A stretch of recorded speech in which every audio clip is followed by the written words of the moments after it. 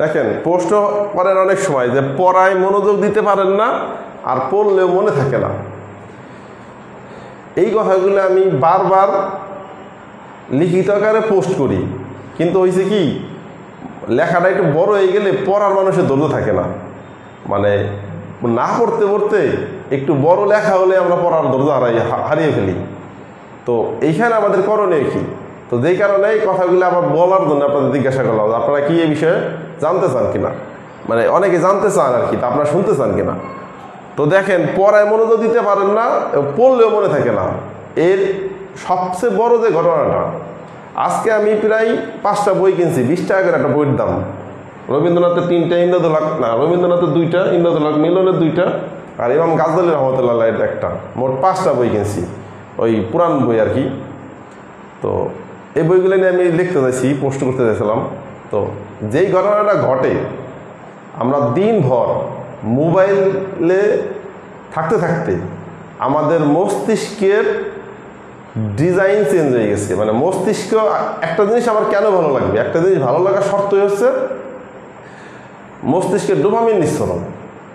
এখন আপনি যদি কোনো কিছু মানে আমরা প্রতিদিন মোবাইলে, টিকটকে, ইউটিউবে শর্ট রিলস, শর্ট ভিডিও দেখতে দেখতে আমাদের মস্তিষ্কের ডিজাইনটা আমরা এমন করে ফেলছি যে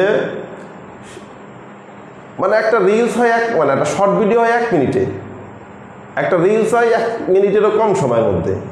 এখন 1 মিনিটের মধ্যে এখন দেখবেন বেশিরভাগ রিলস আপনারা 1 মিনিটের মধ্যে বিনোদন দিয়ে দিচ্ছে।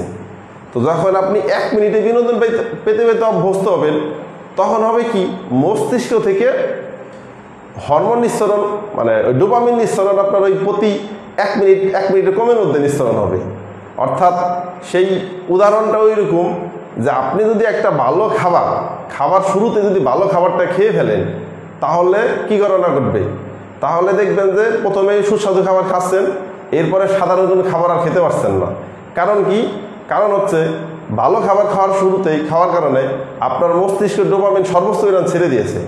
যেই কারণে পরের খাবার যেহেতু সাধারণ পরিমাণে ডোপামিন নিঃসরণ হচ্ছে, সেহেতু তখন আর খাবার ভালো লাগতেছে না। ঠিক একইভাবে পড়ার আগে আপনারা কি করতেছেন? মোবাইলে কিছুক্ষণ চ্যাটিং করতেছেন, কেউ শর্ট ভিডিও দেখতেছেন, কেউ রিলস ভিডিও দেখতেছেন। এরকম বিভিন্ন কারণে আপনার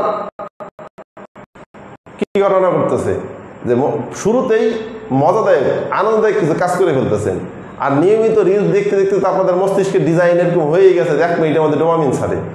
যেই কারণে পড়তে বসলে সাধারণ কোনো পড়া তো একটা কঠিন কাজ, সাধারণ বিষয়। এই পড়া ভালো লাগার জন্য আপনার অন্তত আধা ঘন্টা 1 ঘন্টা অপেক্ষা করতে হয়। যখন আপনি পড়তে পড়তে মনোযোগ দিবেন, পড়ার মধ্যে ঢুকতে পারবেন, তখন দেখবেন আপনার ভালো লাগা শুরু করছে, কারণ তখন ধীরে ধীরে আপনার মস্তিষ্কে ডোপামিন ছাড়বে।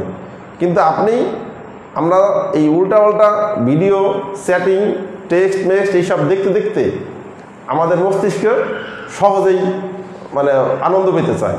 যেই কারণে আমরা সহজে কোনো একটা কাজে, যেই কাজে একটু বেশি মনোযোগ দরকার, সেই কাজে আমরা মনোযোগ দিতে পারি না ওই ডোপামিন ছাড়ার কারণে। কারণ ওই সময় মানে ভালো লাগতে হলে তো ডোপামিন ছাড়তে হবে, কিন্তু ডোপামিন তো ছাড়তেছে না।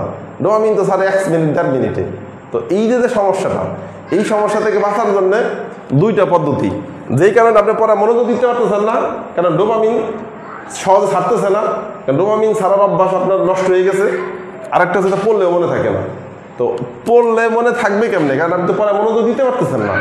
প্রথম দিকে যে পড়াটা পড়তেছেন, অর্থাৎ কিছুদিন আপনার পড়াই দরকার নাই, প্রচুর পরিমাণে আউটসাইডে পড়ালেখা করেন, গল্পের বই পড়েন, মানে যার যেটা ভালো লাগে, যার কোরআন পড়তে ভালো লাগে সে কোরআন পড়েন, যার হাদিস পড়তে ভালো লাগে সে হাদিস পড়েন, যার ইতিহাস পড়তে ভালো লাগে তার ইতিহাস পড়েন, যার উপন্যাস পড়তে ভালো লাগে তার উপন্যাস পড়েন।